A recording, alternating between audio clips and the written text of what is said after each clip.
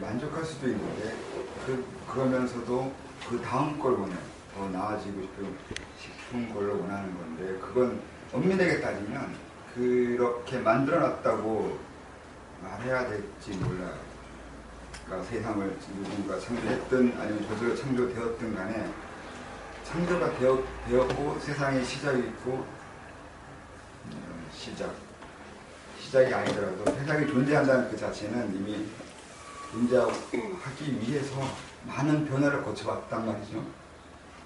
근데 그 변화한다고만 하면 설명을 덜한 게 돼버리는데 변화에도 의지가 있는 거죠. 변할 필요가 없어요. 하지만 굳이 꼭 변해야 되나? 근데 변한단 말이에요. 왜요? 의지. 변해할 필요가 뭔가 있는 거죠. 그러니까 많은 것들이 좀 종교적으로 들어갈 수 있어요. 아까 말한 무한을 무기정이라고도 하는데 거기에 그 진료라는 거예요. 플라톤이. 그것이 필요도 없다는 것은 변화도 마찬가지예요. 변화도 꼭 변할 필요 없어요. 근데 변화해요.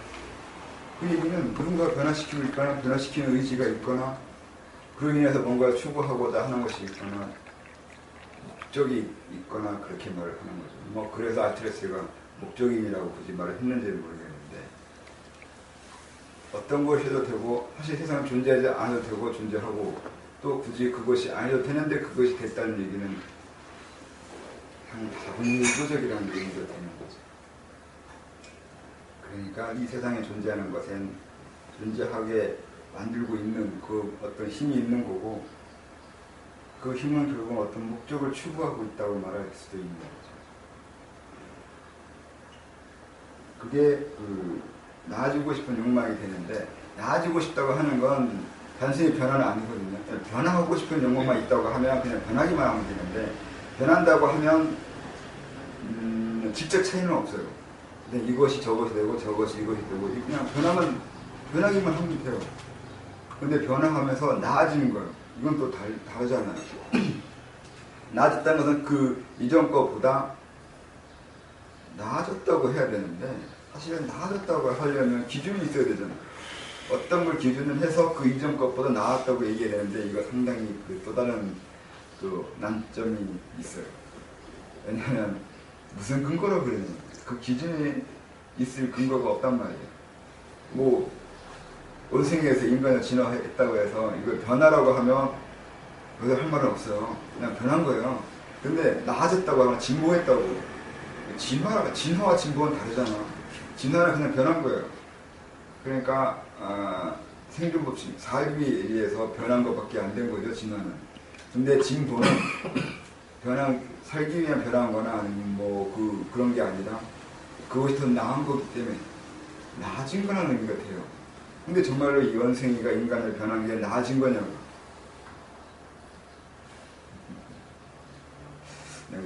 그 종의 기본은 한 번밖에 안 해봐서 잘 모르겠어요. 걔네들이 그들이 말하고 싶어하는 게 진화인지 진보인지 그게 좀 애매해요.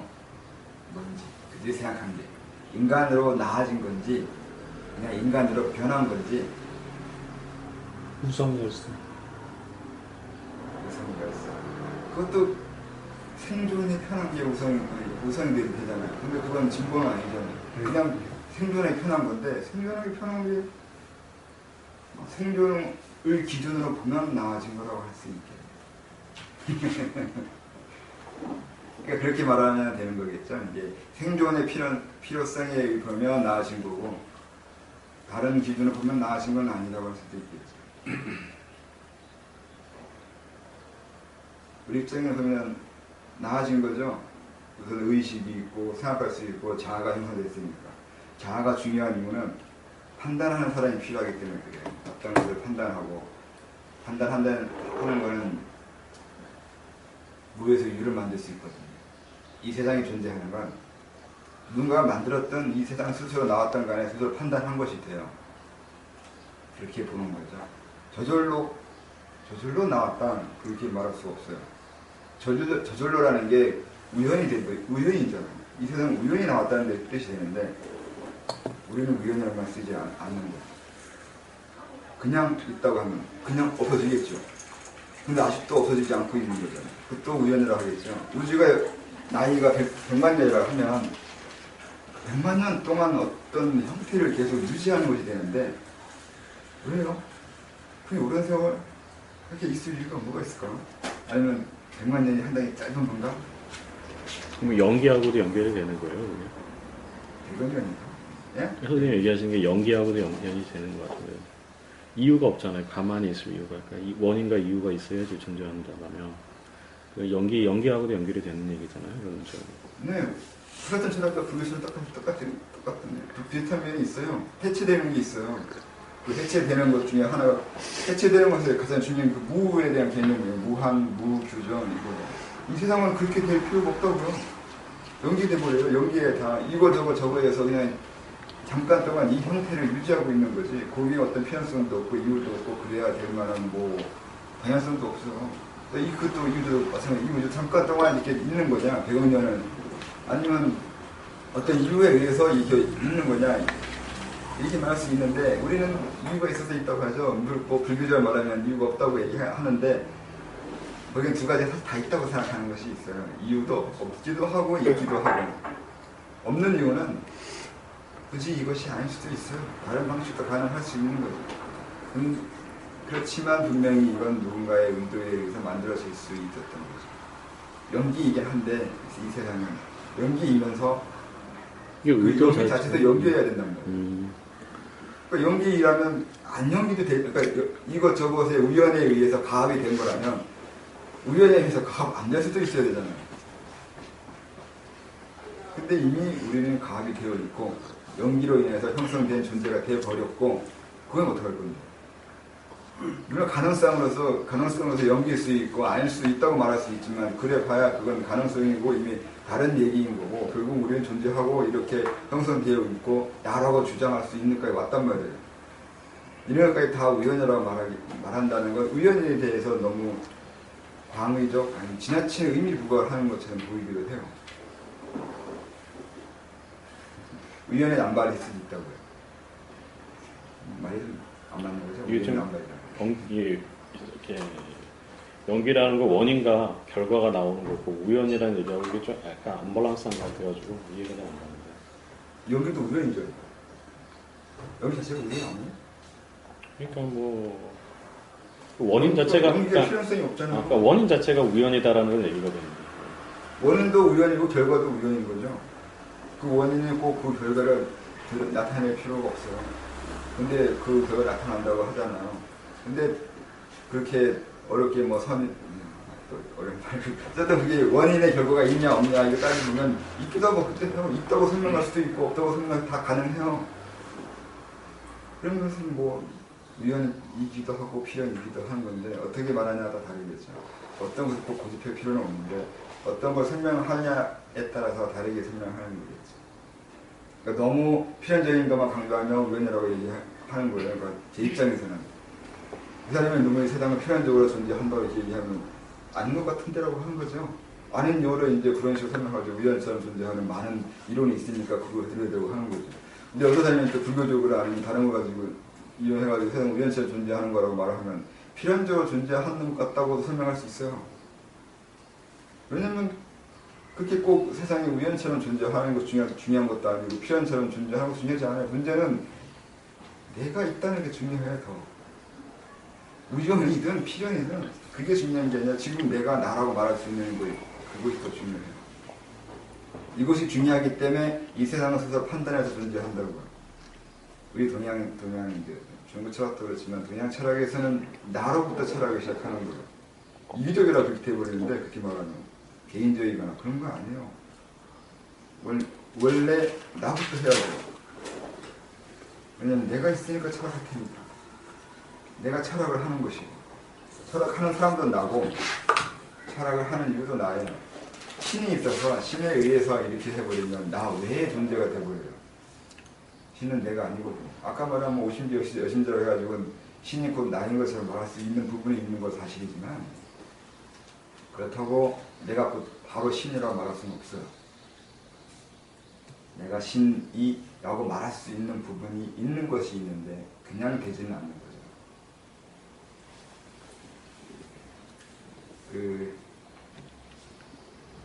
말하다가 너무 많이 터져가지고 뭘 설명하려고 했는지 까먹어버렸네. 나아지고 싶다라는 거에서. 그러니까 나아지고 싶은 욕망이 있다고 굳이 제가 얘기하는 것은 이 세상이나 모든 게 다 나름대로 자기 판단에 의해서 존재하고 존재하려고 애쓰고 있다고 말하고 있는 거죠. 그렇게 말 안 해도 되는 것이 있죠, 또 그러면. 근데 나는 굳이 그걸 그렇게 말을 하는 것이 되죠. 꼭 세상이 그렇다고 말할 수는 없는 거죠. 근데 저는 그렇게 말을 하고 그렇게 존재하는 것처럼 보인다고. 그 말이 어긋나네.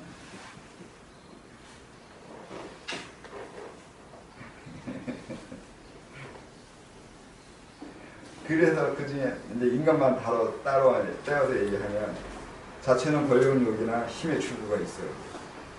이게 근데 나쁜 의미의 권력과 힘이라는 것이 아니라 결국은 더 커지고 강대해지고 강력해지고 그렇게 되길 원해요. 대승이나 중생부재 한다는 그 말 자체도 이미 말을 그렇게 하면 그럴듯해 보이고 아름다워 보이는데 그 말 자체가 이미 내가 강하고 권력을 추구한다는 의미가 돼요. 중생구제하겠다는 게 나는 강한 권력을, 거대한 권력을 원한다 이렇게 말하는 거하고 내가 보기엔 동어 반복이에요. 왜 그러냐면 내가 중생구제하려면 그럴 만한 능력이 있어야 돼요. 다른 사람한테 내가 100원이라도 나눠주려면 내가 100만 명한테 100원씩 나눠주려면 어느 정도 돈이 필요해요.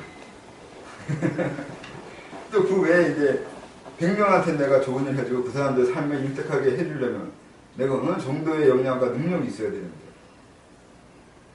그렇잖아요. 중생의 구제는 뭘로 할 거예요? 돈으로 할 거예요? 아니면 그 사람의 마음을 행복하게 해줄 거예요? 아니면 뭐 어떤 걸 해줄 거예요? 근데 그걸 해준다는 얘기는 그럴 만한 역량과 능력이 나한테 있다는 뜻이 되잖아요. 그냥 뭐 말 한마디 이게 따뜻하게 해주고 도와주고 일손 거들어주고 뭐 그 무거운 거 들어주고 아니면 힘들 때 위로해주고 뭐 이런 걸 이렇게 하면 중생구제 이런 식으로 일상적인 좋은 의미로 좋은 행동을 하는 걸로 해준다면은 그것도 노력이 많이 필요해요. 무조건 힘든 사람한테 가서 위로해준다고 도와주는 건 아니거든요. 어떤 면에서 열받기도 해요. 그것도 요령이 필요하거든요. 나는 도와주는 게 그냥 도와주면 되는 거냐면 그것도 아니에요. 그것도 똑똑해야 돼요. 뭘 도와줘야 정말 도와주는 건지를 고민해야 돼요. 근데 그런 고민 없이 그냥 무조건 도와준다고 가면 그냥 머리 나쁜 거예요. 돕는데도 요령이 필요하고 머리를 줘야 되고 뭐 그런 것이 있죠. 왜냐면 진짜 필요한 걸 도와줘야 되니까. 근데 상대가 필요한 게 무엇인지 알아내는 건 상대의 마음을 이해한다는 뜻이 돼요. 이렇게 생각하기 시작하면 분명히 남 돕는 것도 쉽게 도와줄 수가 없어요. 또 우리 같은 경우는 우리는 자천하는 사람이라면 정말 도와주고 싶은 것은 마음을 일깨워주고 자각하고 하고 자기 스스로 살아가는 거, 자기인식, 그러니까 자아 성찰, 좋게 말하면 자아 실현이잖아요. 그 사람의 자아가 상처받지 않는 자아, 건강한 자아, 행복한 자아가 되길 원하는 것이 우리 자신자가 해야 될 첫째의 이유가 되거든요. 그러려면 그 사람의 자아에 대해서 알아야 될 거 아니에요. 어떻게 할 때 이 사람이 어떤 상처가 있고 아니면 어떻게 억압되어 있고 얼마나 그 자아가 삐뚤어져 있는지 이런 걸 볼 수 있어야 되고 또 치료법도 알아야 되잖아요. 근데 그게 쉽냐고. 어떤 사람의 자아도 볼 줄 모르면서 가르칠 수는 없어요. 내가 가르치는 대상은 자아잖아요. 그 사람이 인격이란 말이에요. 근데 그 부분을 얼마나 알아야 그걸 가르쳐서 원하는 방향으로 이끌게 할 수 있는데 그건 굉장히 어려운 기술이에요. 그러니까 중생부재는 그렇고 만만치 않다고. 그냥 돈이나 던져주고 아니면 뭐 조금 선행하는 것처럼 해주는 걸로 나는 중생부재 열심히 했다고 말하기에는 너무 복잡한 게 많다는 거죠. 그러니까 그렇게 하려면 그럴만한 역량이 필요한 거고 그럴만한 지식과 똑똑하고 아는 것도 많아야 되고 해야 될 준비가 너무 많다는 거죠. 근데 그게 권력이잖아요. 힘이고. 다르게 말하면 내가 힘이 있는 거예요. 지식이 힘이거든요. 힘이라고 해서 파워나 그런 외적인 걸 말하는 것이 아니라 내가 나 이외에 다른 나 이외의 것에 어떤 영향을 미치고 그것 자체가 힘이에요. 그 다음에 자기 자신도 어떻게 하나도 힘이 돼요. 내가 자각하려면 자각할 힘이 있어야 돼요. 그렇게 해도 힘을 이해할 수 있어요. 완전히 파워나 권력적인 힘을 얘기하는 것이 아니라 능력적인 면이 있는 자각할 수 있는 능력, 내면을 관찰할 수 있는 능력, 그 힘. 그것도 역시 쉽게 이루어지지 않고. 그래서 자체는 권력을 추구하는 거고 힘을 추구하는 거예요. 내가 얼마나 많은 사람과 어느 정도의 세상에 영향을 긍정적으로 미칠 수 있는지를 고민하는 사람이 되는 거예요. 그걸 하늘이라고 했잖아요. 그렇게 하는 것은 땅이라고 그랬고.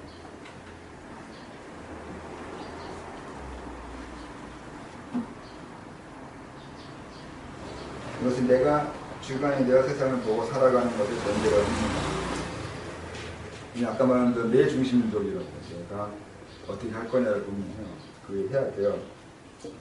그래야 이제 객관과 이타적인 것은 주관성의 다른 표현을 이해합니다. 이렇게 나온 것처럼 내가 나를 알고 내 중심적으로 세상을 봐야 그 다음에 객관이 되고 이타가 돼요. 왜 그러냐면 이 객관과 이타라는 게 내가 있어야 이타나 객관을 말하는 것도 되잖아요. 대상을 둔다는 건 내 전제하에요. 주관을 전제할 객관이 나와요. 그 다음에 자기 자신도 객관화시키는 거예요. 이타라는 게 나 외에 다른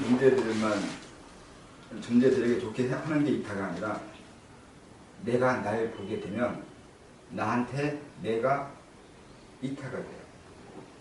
대상이 돼요. 남이라고요. 나한테 내가 남이 돼요. 그런 식으로 가면 또 그 나를 남으로 보는 그 나가 있는데 그 나도 또 남으로 보는 또 다른 나가 있어요. 이렇게 하면 무한소로 되는 것처럼 보이긴 하는데 그런 의미가 아니라 또 논리적으로는 그렇게 무한소로 돼서 이제 오류가 생기는데 자체에서는 무슨 일이 생기냐면 보편에서 나를 보게 되는 이건 분명 논리적으로 설명할 수 없는 부분이에요. 근거가 안 맞죠. 논리가 안 맞죠. 안 맞는데 사실을 그런 건 어쩔 수밖에 없어요. 그게 그렇게 되는 또 아까 말한 추상인데요. 추상으로 넘어가면 내가 나 아닌 것이 되는 거죠. 나도 지구 입장에서 보면 나는 내가 아니거든요. 지구의 일부이거든요. 그럼 내가 지구 입장이 될 수 있냐면 될 수 있다고 하는 거예요. 이렇게 나를 넘어서 다른 거의 시각이나 관점에서 나를 보게 되는 거예요. 말이 정확하게 전달이 되기가 어려울 것 같기도 한데 중의를 얘기하신 거예요? 아니요. 중의하고는 또 별개인가요? 불교제 말하면 진여예요. 아니요. 우리 책에서 나오는 그 중의하고는 그런 거 아니에요. 중의는 좀 더 행적인 면을 설명한 거예요. 의미적으로 말하면 중이랑 딱 맞지는 않아요. 근데 그렇게 살아가는 걸 중이라고 할 수 있는데, 근데 먼저 그런 살아가는 걸 설명하기 이전에 그런 게 있다고 설명하는 건데 지금 근데 그게 설명해드리기가 좀 어려워요. 이건 경험이 잘 안 되거든 사람들이. 또 경험해도 이걸 이렇게 이해하는 것도 다르기도 한데 우선 이걸 경험하기가 너무 어려우니까 이렇게 말할 수 있다는 것을 잘 받아들이기 어려워하는 것 같아요. 그러니까 진여심이 있다고 말하면 아니면 아래아심이나 그 외에 불성이나 열애심, 무태그 그렇게 말하는 거예요. 나인데 내가 아닌 거예요. 내가 보편에 들어간 거예요. 인도에는 순수의식이라고 하나 그렇게 얘기하는 거예요.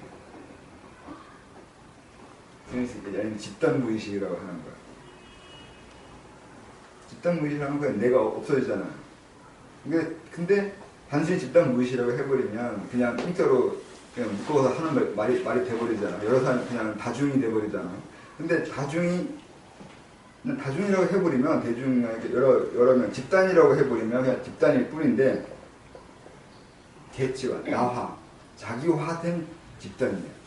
집단이면서도 그걸 집단이라고 말할 수 있게 만들어지는 이상하네 말이. 그런데 중이라는 거나 이걸 하나 보기 위해 하나 이건 방법론이고 그 결과로서 진연한 게 이렇게 볼 수 있다라는 게 이해하기 빠를까요? 진여가 있어야 중의가 궁극의 의미의 진의가 돼요. 중의가 돼요. 왜냐하면 그 행동할 때 이것이 내 것이 내 거 아닌지 아니 어디 것인지 무엇을 위해 해야 되는지 이런 걸 알아야 되거든요. 그러려면 나였다가 나 아니었다가 관점을 바꿔야 된단 말이에요.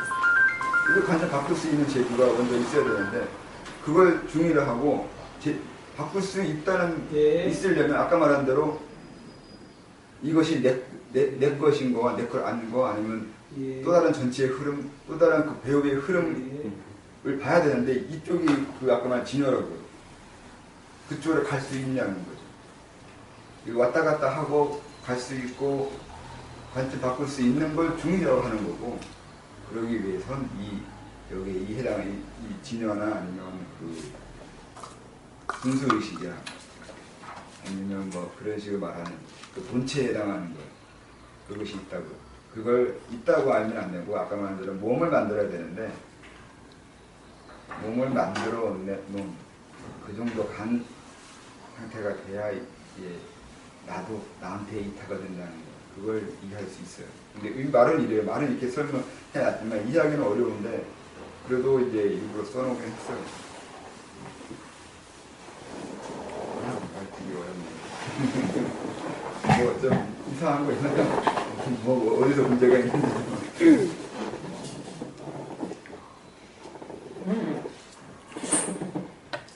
그림으로 설명해보면 좀 편하지 않을까요?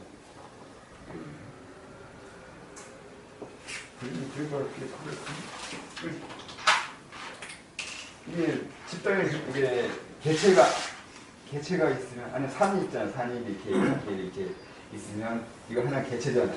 이게 나라고. 근데 이건 남이 되고 뭐 남수가 뭐 되거나 근데 이 밑으로 내려면 같은 곳이 있잖아요. 나도 아니고 남도 아닌 부분이. 이거 순수 의식이나 집단 의식이나 그렇게 이해하는 것이 있잖아요. 근데 여기에 들어가면 이것이 여기에 보게 된다고. 근데 그렇게 됐을 때 이게 내가 보이는데 보는 것은 나잖아요. 내가 나를 보는 거잖아요. 근데 이 나가 이거라고요. 이 부분이라고. 이게 이해가 안 되는 부분이에요. 이게 내가 어떻게 저 부분이 되냐고. 근데 그건 논리적으로 할 수 없는 거고 수련이 이 부분입니다. 수련으로 들어갈 수 있는 부분이 있는 거예요. 그걸 하려고 많은 사람들이 이제 불교적으로 참선하는 거예요. 저 부분을 체득하기 위해서. 그거 들어가 보려고. 그걸 경험해 보려고 해요. 근데 경험한다고 해서 저 부분을 이해할 수는 없어요.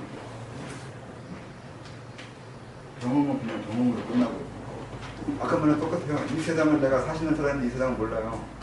왜 똑같이 내가 3세에 들어서 3매에 100번 들었는데 3매가 뭔지 몰라요. 하는 거 원래 그래요.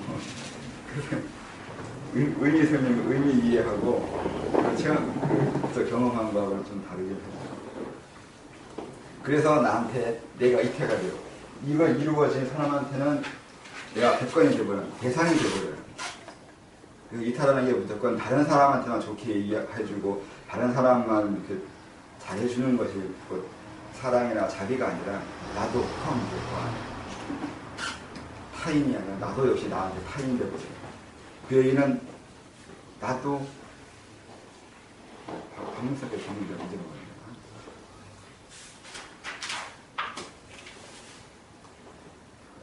먹었냐. 내가 그걸 이제 다르게 얘기하면 이 부분 신이 된다고 얘기하는 것이 있어요. 신이 된다는 건 뭐 초월적인 존재가 된다는 것이 아니라 나도 포함해서 이 세상에게 어떤 그 사랑이나 자비를 펼치는 존재가 되는 거거든요. 신이 되는 건 결국 자기가 없어지는 것이거나 자기를 이렇게 됐다 저렇게 됐다를 설정할 수 있는 사람이 돼요. 이기적인 것과 이타적인 것을 자기 의미대로 할 수 있는 자가 신이 되는 거죠. 왜냐하면 이타로 넘어가면 초월 능력이 생겨요. 거기서 초월 능력은 초능력이 아니라 다른 사람에게 어떤 행위에 영향을 줘야 되기 때문에 그 것을 할 수 있는 능력이 생기는 거예요. 그 능력이 초능력은 아니에요. 그것이 아니라 노력이에요. 노력. 열심히 애쓰는 거죠. 힘들게. 그걸 초월 능력이라고 해요. 그러니까 초월 능력도 정의를 다르게 할 수도 있어요. 그러니까 저 세계를 이룬 사람이 그걸 보게 되고 그렇게 할 수 있는 힘이 생기는 건데 그 힘은 사람 눈에는 보이지 않는 거예요. 그들의 초월 능력은 인간한테 보이지 않아요. 그걸 보이려면 자기도 그와 같은 존재가 돼야 돼요. 그래야 그 사람의 능력을 보여요. 우리가 알고 있는 그런 식의 초월 능력은 아니고. 생각에 영향을 미친다는 건가요? 아니요. 생각에 영향이 아니라 말 그대로 능력이에요, 이건. 근데 이건 그 사람이 돼야 저 사람이 그런 능력이 있다는 걸 알게 돼요. 일반인들은 그 사람이 그런 능력이 있는지 없는지 몰라요. 계제로 하면 어떻게 설명될 수 있는 거예요? 공단 이상인가요? 계제와 꼭 상관이 있는 건 아니에요. 그렇게 얘기하면 또 다르게 의미 받아들일 수 있는데 그런 분명 계제가 있긴 있겠죠. 있긴 있는데 언제부터 할 수 있다 이런 것보다는 그런 걸 알게 되고 보게 되고 그로 인해서 내가 거기에서 흐름에 이끌어 영향을 받아가고 주고받고 영향을 주고받는 걸 알고 있다는 걸 알게 되는 것이 되는 거예요. 알게 되면 이미 그렇게 되고 있는 거죠. 그리고 꼭 계제라고 말할 필요는 없어요. 그럼 너무 요즘 사람 무력감을 가져서. 그러니까 이타라고 얘기했을 때 그 이타가 무조건 다른 사람한테 잘해주는 것만 이타가 아니라 자기를 이타화시킬 수 있는 자기 자신도 객관화시킬 수 있는 제도가 있을 때 진짜 이타가 된다.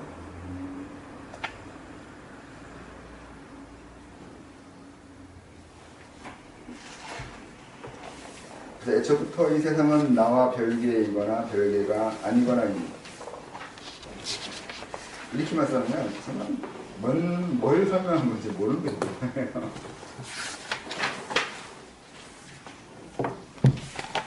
이런 것은 내가 어떻게 할 수 있는 것은 아닙니다. 이 거부할 수 없는 객관세계는 내가 치열하게 생을 이어가야 할 또 다른 존재로서 가장 근원적 바탕이 되지만 내 의지나 노력으로 어떻게 할 수 있는 것은 아닙니다.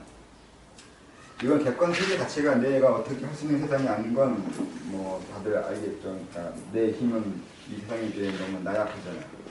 그래서 내가 먼저 존재한 것도 아니고 이 객관이 존재한 다음에 그 다음에 내가 있는 것도 있고 그러니까 이 세계가 날 만들었지 내가 이 세상 만든 건 아니죠. 그러면서 내가 어떻게 할 수 있는 부분이 없는 것처럼 보이기도 하고요. 다만 그러면서도 할 수 없는 것을 할 수 있게 해낸 것이 내 주관이 됩니다. 이렇게 할 수 없는 것에 할 수 있는 것이 있다는 것을 알기 시작하면서 우리는 적극적 욕망을 하게 됩니다. 절대 객관을 내 주관으로 성취한 만큼 나는 절대에 다가가는 것이 됩니다. 다시 말해 할 수 있으면 주관이고 없으면 객관입니다. 이게 객관은 그러한데 그럼 내 주관은 뭘 할 수 있냐면 아까 말해 내가 나도 객관화 시킬 수 있다고 했는데 이것도 거꾸로 말하면 내가 날 주관화 시키고 나 위에 것까지 주관화 시켰다는 얘기도 되버려요. 거꾸로 하면 다르게 말하면 여기 진영 요 밑에쯤 여기까지 내려왔다고 했잖아. 그럼 여기는 내 걸 만든 거잖아. 그럼 주관화 시킨 거잖아. 저걸 내 주관을 만들었으면 이 객관도 이미 내 주관이 돼버린 거죠. 선생님, 아까 여기서 내용에서 뭐 이렇게 할 수 없는 것이 할 수 있는 것이 있다는 것을 알기 시작하면서 우리는 적극적 욕망을 하게 됩니다라는 구절을 보면서 아까 우리 유미님이 질문한 게 생각이 나서요. 아까 그 욕망에 대해서 질문했었잖아요. 이거랑 믹스시켜서 이해하면 될까요? 그럴까요? 잘 모르겠어요. 그러니까 여기 책에 있는 내용은 그걸 설명하려고 했던 거예요. 그러니까 분명히 객관이 나와는 다르거나 아니면 내가 좌절할 수밖에 없는 거대한 그 무언가잖아. 근데 이것을 내 거화 시킬 수 있다고 조금씩. 다르게 말하면 윤회를 벗어나는 거예요. 윤회를 벗어난다는 얘기는 윤회를 주관화 시킨 거예요. 만약에 내가 윤회를 벗어날 수 있는 힘이 생겼다는 얘기는 윤회를 내 의미대로 할 수 있다는 걸 얘기가 되잖아요. 그 얘기는 윤회의 세계, 윤회 체계를 주관화시킨 거예요. 나한테 종속시킨 거잖아요. 종속이라는 말 너무 또 다르게 받아들일 수 있는데 내가 조절할 수 있는 그 어떤 것이 된 거라고. 이걸 좀 더 확장해가 더 지금은 나만 내 윤회를 벗어나게 했는데 나뿐만 아니라 다른 사람 더 많은 세계 확장해 나가는 거예요. 이게 다 객관이 되나. 객관은 점점 작은 객관, 큰 객관이 이렇게 돼버려요. 이렇게 되면 처음에는 이제 나나 내 주변만 객관이었는데 나중에는 더 먼 객관도 되는 거죠. 그러니까 객관이라고 해서 무조건 다 한꺼번에 통쳐가지고 객관이 되는 게 아니라 객관에서 정도가 있고 차이가 있다고요. 이거 아까 말한 대로 무한을 또 생각해야 돼요. 객관이라고 무조건 객관이 아니에요. 어느 정도 객관, 굳이 그것만 객관이라 말할 수 없는 것이 있어요. 일단 정도 차이가 있게 돼버려요. 객관도 객관 나르게 되는 거예요. 무한이 있어요. 이 정도는 이만큼 객관이고 저기는 저만큼 객관이에요. 딱 정해져서 고정된 객관이 있는 것이 아닌 거죠. 항상 모든 생각의 전제는 무한이 전제되어 있어요. 이런 걸 생각할 수 있으면 그냥 많은 걸 이해할 수 있어요. 그래서 그걸 하나하나 객관화 시켜가는 거예요. 이게 자천이 계제가 올라가는 거나 자천이 이루어지는 과정이에요. 그걸 설명한 건데 원래 할 수 없는 건데 할 수 있는 거예요. 다른 사람은 객관을 자기가 시킬 수 없다고 하는데 우리는 그걸 하는 존재들이라고 하는 사람들이고 하고 싶어하는 사람들이라고. 그러니까 전혀 다르게 살고자 하는 목적이 있는 거죠. 일반인들과. 그 부분을 왜 굳이 이런 강조했냐면 수도하면서 수도의 목적에 대해서 단순히 뭐 중국식으로 불사시 만들거나 영생하거나 뭐 그렇게만 이해하는 것에 대해서 다르게 설명하고 싶은 거죠. 다른 의미로 설명해보고 싶고요. 너무 유치하잖아요. 내가 더 닦으면 신선이 된다고 하거나 뭐 양신이 나와서 뭐 돼지 다 할 수 있다고 하거나 아니면 영생불사 한다고 얘기하면 진짜 그런 목적으로 설명한다는 게 이해가 안 돼요. 무슨 목적으로 실현하셨어요, 처음에? 여기 계신 분들.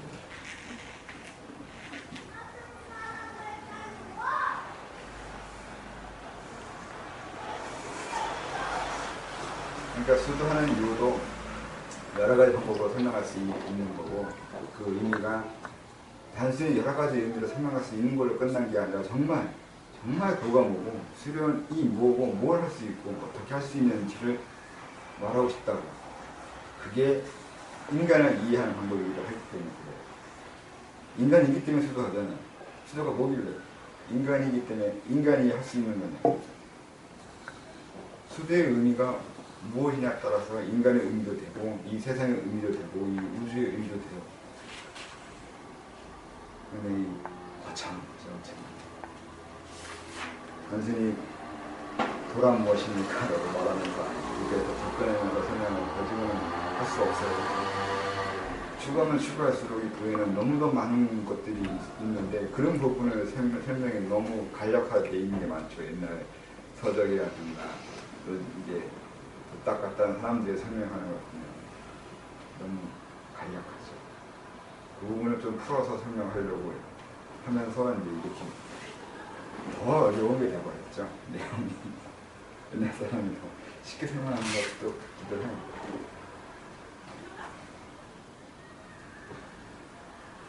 그 사이에서 나는 줄다리기 하며 더 주관을 확대하기 위해 자천하고 노력합니다. 영어를 잘해서 좋은 직업을 구해 돈 많이 벌고 윤택하게 살기를 원한다면 이것이 자천의 목적이며 이유가 되고 그러기 위해 영어 단어를 배우고 학원을 다니는 이것이 자천입니다. 이거 서원이라고 돼요. 영어 잘하는 게 서원이기도 하겠죠. 그러니까 서원이라고 하고 뜻을 정하고 욕망을 그러니까 의지를 구한다는 정한다는 게 이렇게 청아가 대단할 건 내가 정말 바라는 거. 현실적으로 바라는 것이 서원이 되면 그게 뭐 안 될 이유가 있나? 내가 정말 바라는 것이 그거라는 것이 중요한 거지. 다른 사람들의 서원과 내 서원을 비교하면서 내 건 좀 더 좋은 거고 더 그렇듯하고 이렇게 생각할 필요는 없는 거죠. 그러니까 쉽게 생각하는 거예요. 쉽게. 뜻을 쉽게 간단한 거예요. 비근하게 자기 주변에서 구하는 그래서 이렇게 좀뭐 영어 회화하는 여기처럼 뭐 알통을 만들고 남 앞에서 멋짐을 보이고 공감을 쉽고 이런 거 자체 목적이 된다고 하는 거 그래서 써는 거죠. 좀 쉽게 생각하면서 생각하라고 있어요. 아까 말한 중생부재라는 것처럼 중생부재가 뭔지 모르고 깊이 생각해 본 적도 없고 그렇게 하기 위해서 자기가 무엇을 해야 하고 어떻게 그러니까 무엇이 있어야 할 수 있는지 생각도 안 하고 무조건 자기는 중생부재한다 하거나 이 세상에 뭔가 의미 있는 일을 할 수 있다고 생각하거나 그렇게 생각하는 사람 많아요. 그러기 좀 배운 사람이면 가서 수련 일하세요 그러면 중생부재하려고 한대요. 이미 주입된 기억이나 그 학습된 그 아르마리가 있어요. 그걸 이제 원숭이처럼 이렇게 얘기를 해요 다. 앵무새처럼 이미 알고 있는 얘기를 대답을 하고 있어요. 질문하면 대답이 이미 정해져 있는 대답이에요. 어서 들은 거, 어서 본 거. 허영입니다. 많은 사람이 허영입니다. 수도에서 엄청나게 나아가거나 엄청나게 무언가를 획득할 수 있다고 생각하는 거예요. 자기 자신이 좀 특별하게 보는 면이 있는 거예요. 나는 이 정도는 돼야 뭐 만족할 수 있다고 생각하는 수도에서의 그 무언가가 있잖아요. 그런 것을 냉정하게 봐야 돼요. 내가 정말로 그걸 할 수 있어서 그걸 생각하고 있는 건지 그냥 그렇게 해야지만 다른 사람한테 대답할 때 좀 그렇을 때 보이는 뭐 신경 쓰고 있는 건지 그것도 생각해 봐야 돼요.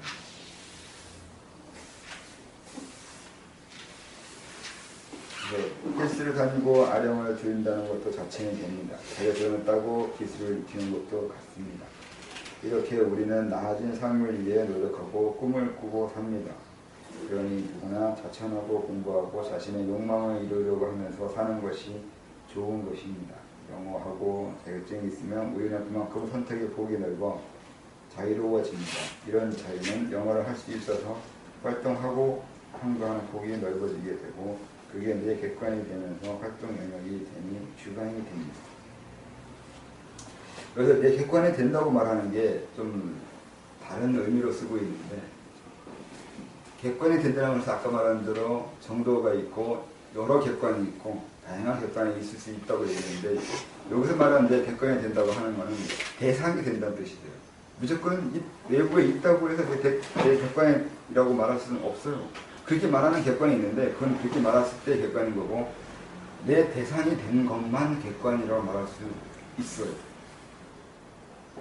그러니까 영어를 배웠을 때 생기는 대상이 달라요. 저처럼 영어를 할 수 없는 사람은 외국인은 내 대상이 아니에요. 물론 객관이라고 할 수 있죠. 또 객관이라고 할 수 있는데 일반적으로는 그런 식으로만 객관의 의미를 쓰잖아요. 근데 아까 말한 대로 자기중심적으로 봐야 되고 내 주관으로 세상 봐야 되는데 그랬을 때 이 객관은 내가 대상으로 할 수 있는 것을 객관이라고 해요. 내가 영어를 할 수 있었을 때야 외국인이 내 대상이 돼요. 대화를 하거나 아니면 그로 인해서 어떤 교류를 할 수 있거나 이렇게 되겠죠. 근데 또 다르게 말하면 내가 영어를 할 수 없어서 외국인 대상이 될 수도 있어요. 영어 배우려고. 영어 배우려고 찾아다니면서 한마디 물어보고 한마디 해보려고 애쓰면 그건 그런 식의 대상이 되잖아요. 그러니까 영어를 할 수 있었을 때 대상으로 보는 외국인과 영어를 할 수 없었을 때 대상으로 보는 외국인은 다른 대상이고 다른 객관이에요. 이렇게 객관이라는 것도 다양한 측면으로 이해할 수 있다고. 어렵나요? 갑자기 헷갈려야 되는 게 주관하고 객관이 좀 더 헷갈려야 되는 것 같아요. 왜냐하면 단어 의미로만 본다라면 이건 아닌 것 같아요. 선생님이 말씀해 주신 게. 그래서 좀 혼돈이 있는 것 같아요. 네, 그러니까 일반적인 의미로 생각하면 내가 말이 틀린 것도 있고 이상한 것이 되는데 근데 제가 말하는 게 꼭 논리적으로 꼭 틀린 거냐고. 이렇게 이해하면 안 되는 그 논리적 비약이 얼마나 된다고 생각해요? 내 관점에서 내 중심으로 내가 본 게 내 주관인데 그 대상화 시킨 걸 객관이다라고 얘기한다는 것도 여기서 보는 그러니까 주관과 객관이라는 단어 의미로 봤을 때는 좀 헷갈릴 수 있는 부분이 될 수 있잖아요. 네, 그렇게 보면 헷갈리는데 제가 논리 전개하는 방법상의 문제는 있나? 주객관은 모르겠는데 이게 객관의 정의가 뭐예요? 제3자적 관점에서 본다라는 거잖아요. 제3자적 관점에서 본다. 내 주관을 제3자적 배제한 내 관점이라는 주관을 게- 배제한 우리 객관이라고 하잖아요. 일반적으로. 근데 제3자가 어디 있어요? 오히려 그게 더 이해하기 어려워요. 제3자 관점이라고 하면 나 외에 다른 존재가 보는 것을 말하는데 그러면 내가 분리된 거잖아요. 그것이 아니면 이제 다른 사람이 생각하는 다른 거예요? 아니면 대중적으로 생각하는 거 아니면 거기서 말하는 제3자라는 게 어떤 시각이에요? 일반론적인 시각, 사전론적인 시각, 아니면 보편론적인 시각, 뭐 그런 식의 의미가 있는 것 같은데 그것은 제가 더 이해하기 어려운 거예요. 그러면 남들이 생각하는 대로 생각하는 얘기잖아요. 아니요? 그러니까 맞잖아요. 이게 내 주관이라는 건 내 주관인데 내 객관으로 얘기했을 때는 이렇게 사전적인 의미는 남들도 이거를 맞다라고 얘기해 줄 수 있을 때 객관화 나도 맞다고 얘기하지만 다른 사람도 맞다고 얘기했을 때 객관적이라고 보통들 얘기하잖아요. 선생님. 그렇게 말하는 게 내가 보기엔 더 웃기려는 거죠. 사람을 남 눈치 보면서 살아라고 해서 말하는 것처럼 또 비하게 이렇게 말하는 게 좀 심할 수 있는데 그렇게 이해할 수 있는 면이 있잖아요. 그 정의. 그러니까 일반적으로는 그렇게 생각하고 있는데 근데 아까 선생님이 얘기하신 건 내가 주관으로 보면서 내가 나를 보면서 이게 객관화된다라는 얘기를 하신 거잖아요. 개념 파악이 확실히 됐어요. 뭐 그냥 주관 객관에 대한 의미 확장이거든요. 뭐 의미 확장 그리고 의미 정의인데 분명히 이 의미 정의가 굉장히 중요해요. 아까도 계속 정의 얘기했는데 공대도 정면론 얘기했잖아요. 뭐 거기서는 뭐 아버지라고 어머니는 뭐 다시로 명확하게 아는 것이 그런 것이 있는데 그건 상당히 좀 이데올로기적인 면이 있어요. 아버지는 무조건 아버지니까 아버지만 보라는 거거든요. 종속하라는 얘기예요. 걱정하라고. 그런 의미로 받아들일 수도 있어요. 그게. 그래서 그 당시에 정면론은 좀 그런 거라면 지금은 네가 어떤 사물을 어떻게 정의하느냐에 따라서 너는 그 사물과의 관계에서 입지를 정할 수 있다고. 저는 이것 때문에 그래요. 내가 그러니까 부사님이 있어요. 현현이라고 현현님이 있어요. 현현님이 있는데 내가 현현님을 보는 관점이 있잖아요. 거기에 따라서 저는 현현님과의 관계에서 내 입지, 내 위치를 정하게 돼요. 현현님도 저를 보는 저에 대한 정의가 있잖아요. 거기에 따라서 저에 대한 대하는 입장을 정할 수 있어요. 이게 중요하다고. 이게 사람 관계뿐만 아니라 사물 관계에서도 마찬가지예요. 내가 이 사물을 어떻게 정의하고 보냐에 따라서 내가 이 사물과의 관계에서 위치가 정해진다. 내가 성경을 보면 성경의 정의를 어떻게 하냐에 따라서 성경을 다르게 대하게 돼요. 신의 말씀인 거고 위대한 것이고 이렇게 보시면 성경도 숭배할 수도 있어요. 근데 이건 그냥 뭐 여러 그 당시의 역사 아니면 유대인들의 종교적인 그것이 담겨져 있는 거 이런 식의 보기 시작하면 그냥 다양한 책이거나 서적, 데이터일 뿐일 수도 있어요. 그랬을 때 내가 대하는 이 성경은 다르잖아요. 똑같아요. 어떤 사물, 어떤 거 모든 거 다 마찬가지예요. 거기에 대해서 내가 대하는 아니 그거에 대해서 정의하는 것에 따라서 나는 거기에 대할 거라고 입장을 정할 거라고. 그게 중요해요. 그게 그러니까 그 불교의 요즘에 그 저기 행사 같은 경우에 보면 부처님 이마에 뭐 안배대를 설명을 해가면서 글을 써놓은 거 보면 그 선생님 말씀대로 이제 그 성사가 부처를 이제 그 격으로 놓고 보고 그게 대상화가 돼서 이제 부처를 넘어설 수 있다라고 생각을 하는 거는 이제 그 사람의 생각인데 실제로 그 사람이 부처를 넘어선 건 아니지 않나요? 그 한계가 그 사람의 주관에서 어떤 그 다른 시각은 나올 수 있겠지만 절대적으로 그 부처를 넘어섰다라는 어떤 그런 정의는 못하지 않나요? 그게 그렇게 받아들이는 사람들이 많을 수 있겠죠. 뭐 부처도 똥막대기다 그러고 아니면 뗄감으로 쓰는 거나 이런 것이 있는데 그게 내가 부처이거나 부처를 넘어갈 수 있거나 이렇게 이해하는 건 방금 전에 지금까지 내가 설명한 거와는 전혀 다른 관점이에요. 저는 그냥 내가 뭐 목불이 있어요. 근데 이건 그냥 목불이에요. 아까 말한 성경은 똑같아요. 이걸 내가 어떻게 대하냐에 따라서 다른 거잖아요. 근데 이 목불이라는 게 목불이 그러니까 부처의 대상, 형상을 만들어 놓은 이유가 뭐예요? 그 이유를 어떻게 내가 생각하냐에 따라서 대하는 방법이 달라요. 아무렇게 생각해서 그냥 어쨌든 이 목불인데 목불이 날 위해서 목불을 만들어 놓은 거지 내가 목불 위해서 목불을 만들어 놓은 건 아니란 말이지. 그러면 뗄까면 쓰는 거예요. 내가 지금 필요한 게 구두장이 따뜻한 거라고요. 그러면 따뜻하게 해줘야지. 날 위한 거라면. 그러니까 정의를 어떻게 하냐에 따라서 상대를 정하는 방법이 다르다고요. 이런 접근법으로 설명했는데 그걸 뭐 내가 부처를 뭐 뛰어넘을 수 있거나 부처가 뭐 될 수 있거나 이렇게 이해하는 거는 그것 자체도 이미 그 목불에 실제 부처를 투사시킨 거잖아요. 목불은 그냥 목불인데 왜 부처까지 넘어가요? 그 부처가 이 부처가 다른 부처예요. 그러니까 사람들 그 부분에 좀 생각을 많이 하죠. 그러니까 부처님하고 정말 거기 부처님이 뭔가 깃들여 있는 것처럼 생각하거나 부처처럼 대하려고 하거나 또 부처처럼 대하라고 하고 그러잖아요. 없어. 그러니까 그렇게 사고를 고정시켜 놓기 시작하면 제가 말하는 것을 전혀 이해할 수 없는 거. 저는 그거 다 이건 제가 말하는 건 해체가 되버려요. 다 과거과 해체하고 다시 만들어 주는 것이 있는 거거든요. 해체론이에요. 방금 얘기한 것처럼 내가 저 어떤 사물에 대해서 어떤 정의를 하냐에 따라서 내가 거기에 대해 입장을 정한다는 얘기는 해체 재구성을 하고 있는 거예요. 해체한다는 얘기는 내 임의대로 상대를 파악한다는 뜻이 되는 거고 파악을 해놓고 정의를 해놔야 재구성이 된 거예요. 해체만 하면 안 돼요. 정의를 해야 돼요. 재구성해야 돼요. 그게 입장이 정해진 거예요. 입장을 정해야 돼요. 입지를 정하는 거예요. 공자는 30일 돼야 입지가 된다고 했잖아요. 뜻을 세웠다 그러는데 다시 뜻을 세우는 게 난 뭘 하겠다는 것만 세우는 건 아니에요. 이 세상에 내 위치를 정하는 거예요. 내가 할 수 있는 일이 이거인 것 같다고 생각하고 그걸 정했다고요.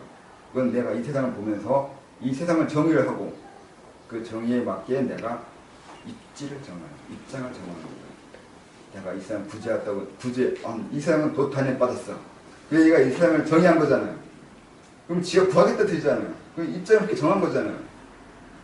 그게 허영이거든 미친 거든 간에 어쨌든 그렇게 세상, 사물을 정의하고 그 정의가 나의 입장을 규정하게 된다고. 그런 의미가 있어요. 근데 그걸 항상 하라고요.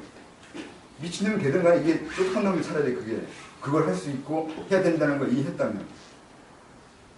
근데 그것조차도 할 줄 모르거나 이걸 할 줄 모르면 어떻게 인간이 된다는 거잖아. 인간이 지금보다 더 나은 인간이나 진짜 인간이 되려면 자기 중심적으로 세상을 볼 수 있어야 된다고요.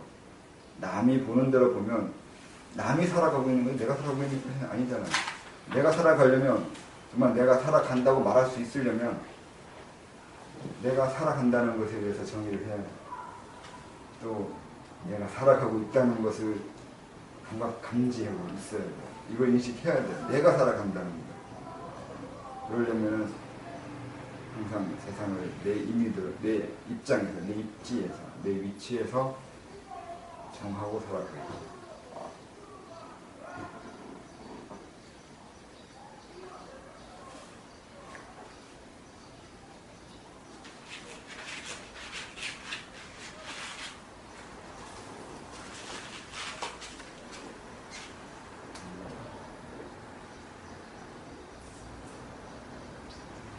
그래서 활동영역이란 말도 썼는데 이 활동영역이 또 중요하죠. 이게 중요한 건 아까 말한 대상이 된다고 그랬잖아. 대상이 된다는 건 내 영역이 되어가는 거예요. 내 영역. 이 활동영역, 그러니까 영역, 이것을 이제 더 어렵게 설명하기 시작하면 아까 말한 몸이 되는데 몸을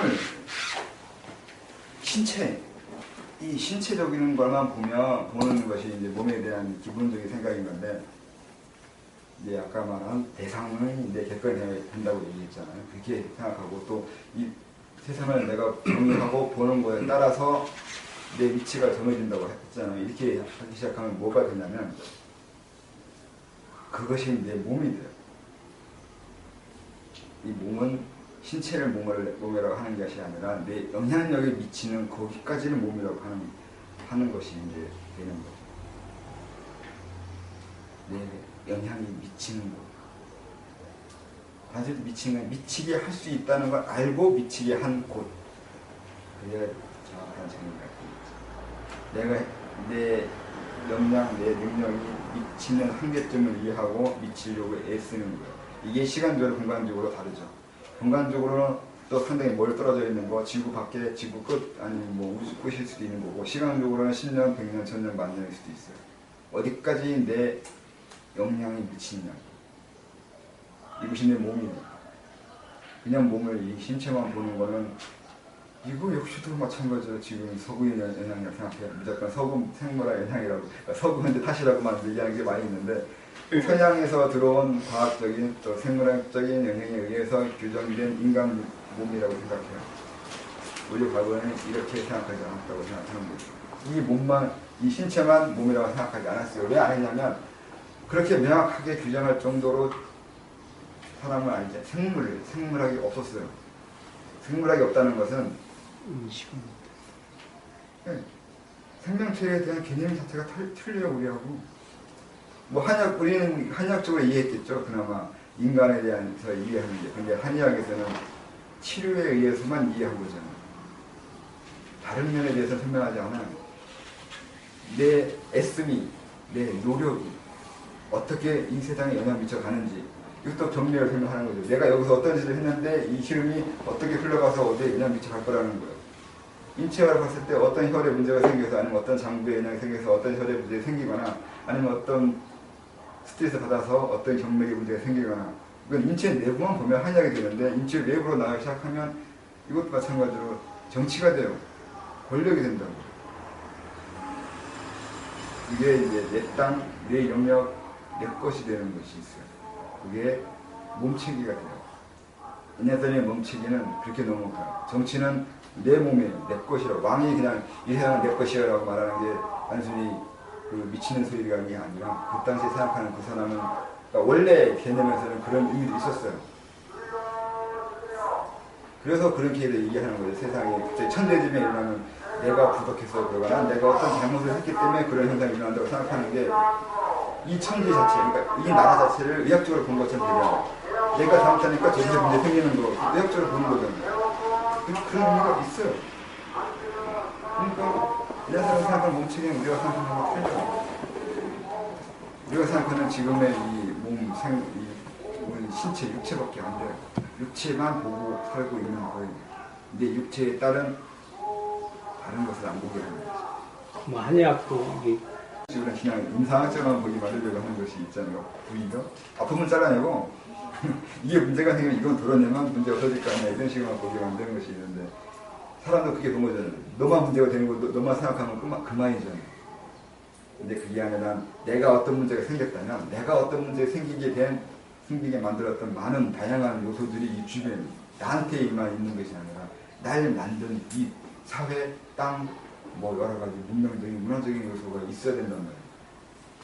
그게 사회과학으로 연구를 하고 있는지 어떤지 모르겠는데 그렇게 한국만 보면 안 되죠. 한국을 나한테 문제가 생기면 어떤 한국 병이 생긴 것이 있게 되는데 거기를 보는 게 아니라 그걸 낫게 하기 위해서는 다른 곳에 치료해야 되는 것이죠. 지금도 제가 어떤 사건 터졌는데 그 사건만 계속 보고서 이걸 그때 세우겠다고 하면 또 마찬가지로 하든지 또 하겠지. 근데 그게 아니라 그런 문제가 생기게 되는 다른 요소, 전체적인 시스템이나 체계를 보면서 문제를 파악하려고 한다면 전혀 다른 식의 해법이 나오겠지. 그러니까 지금의 정치학은 서양 정치학은 생각보다 유치한 단계이거든요.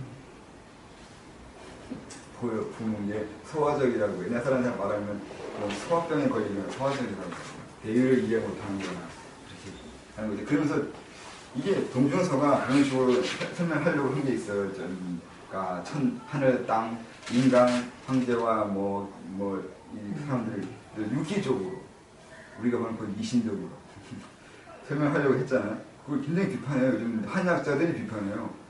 그 좀 미개하거나 전근대적인 사상이라는 식 하면서 네가 전근대적인데 내가 보기엔 이게 설명은 이 사람이 문제가 있는 것처럼 보이는데 동전사가 이상한 사람이잖아요. 그러니까 계몽되지 않은 근대화되지 않은 인간이잖아요. 근데 우리는 거꾸로 가고 있잖아요. 제 설명은 오히려 이신을 조정하고 있는 거잖아요. 수의 범인하고 있는 거예요. 오히려 세상에 천재지변이 일어나는 게 너 때문이라고. 근데 지금 그러고 있잖아. 박근혜 때문이라며. 이게 옛날 사람은 뭐가 달라요? 세상 문제 생긴 거 너 때문이라고 하는 거예요. 상당히 문제가 있어 보이는데 지금 그러고 있잖아요. 다 미친 거예요. 이게 정말 미친 건지 잘 모르겠는데 어쨌든 결과적으로는 옛날처럼 똑같이 하고 있는 것인데 그렇게 옛날 사람을 뭐라고 비판하면서 우리가 정말로 근대화된 인간인 건지는 잘 모르겠다.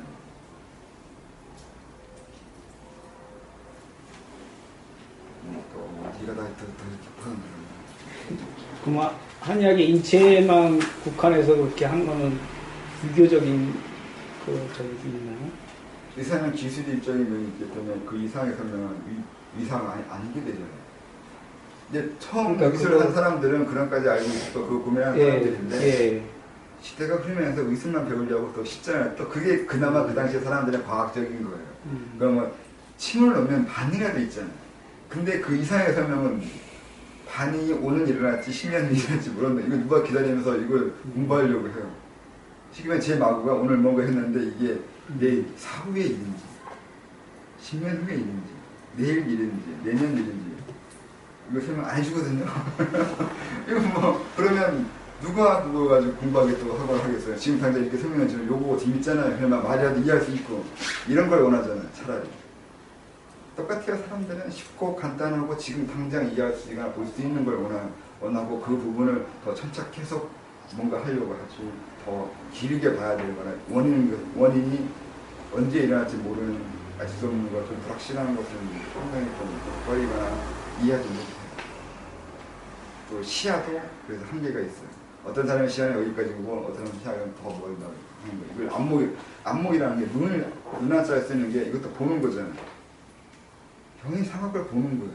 누구한테는 형이 상하게 보여요. 근데 누구한테는 안 보여요. 그런 거예요.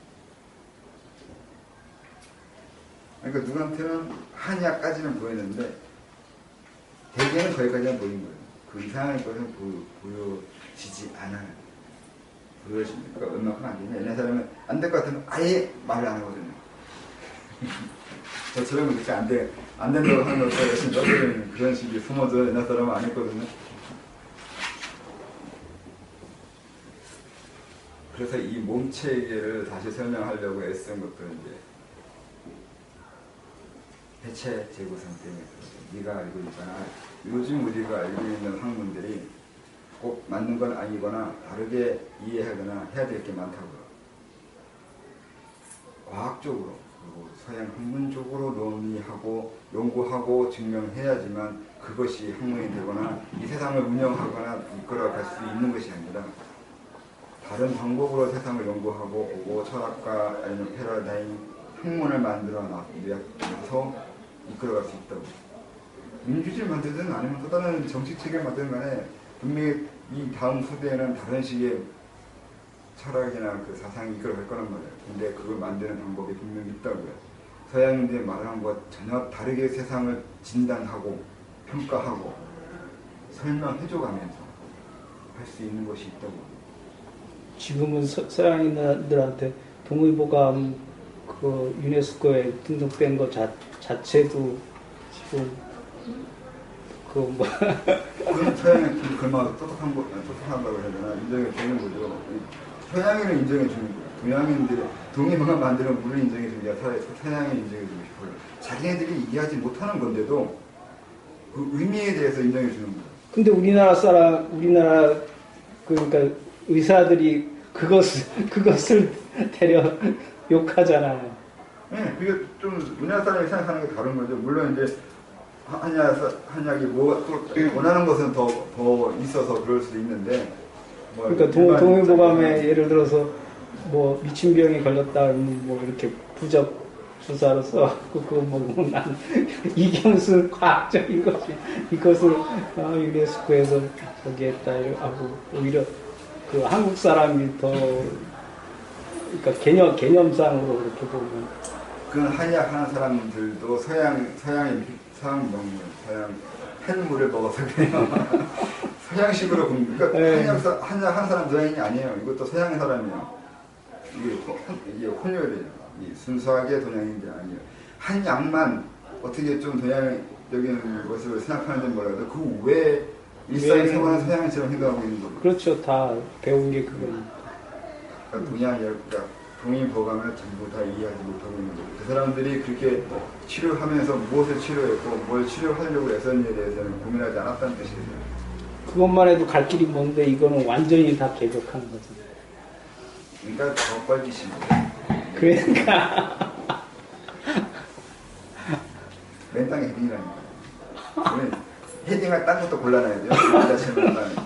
이게 웃기는 거라니까. 땅이라도 있어요.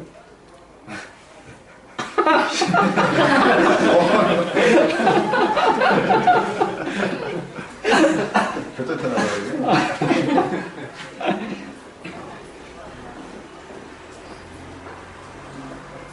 그래서 이제 우리는 자유로워야 합니다. 도덕이나 윤리에서 우리는 자유로워야 합니다. 그로 인해 객관이 되는 것과 주관이 되는 것이 발생하며 주관과 객관을 넘나들면서 의지를 표출하게 됩니다. 자유는 어쩌면 이러한 객관 사이에서 자신을 보고 판단하면서 뜻을 가지고 일가는 노력일지 모르겠습니다. 여기에 더 광활한 자유가 포함됩니다. 지금까지 설명한 걸 그냥 자유란 말로 퉁쳐버린 거예요. 네가 자유로우려면 네가 세상을 볼 수 있는 재주를 가지거나 행동하는 모든 것은 남 시킨 대로 했으면서 자유롭다고 하고 있는 거거든요. 지금 자본주의 민주주의 세계에 살고 있으면서 우리가 자유로운 나라가 됐다고 해요. 남에 의해서 만들어진 체계에서 그냥 길들여져 있거나 고정관념이 형성되어 있는 것이 뭔지 모르니까 자기가 자유로운지 안단 말이에요. 자본주의의 개가 됐을 뿐입니다.